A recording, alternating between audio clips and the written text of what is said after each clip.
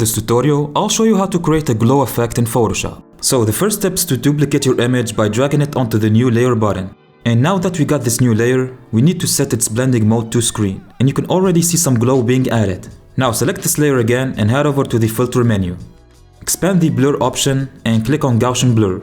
Set the blurriness to something like 6, and you can always adjust this depending on your image and how the effect looks. This is the difference we made so far. If you want to add the glow effect onto a slight portion of your image, let's say these bits of hair for example, select the top layer again and click on the mask button. Select this mask and activate the brush tool.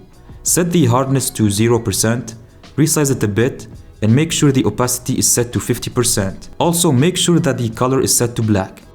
And basically brush over the area that you don't want the glow effect to be applied to, and leave the area of your choice, in my case the bits of hair on the top left, unbrushed. Unbrushed, is that even a word? Anyways, that's how it's done. Leave a like if you found this video helpful, subscribe to the channel, and feel free to watch this next tutorial.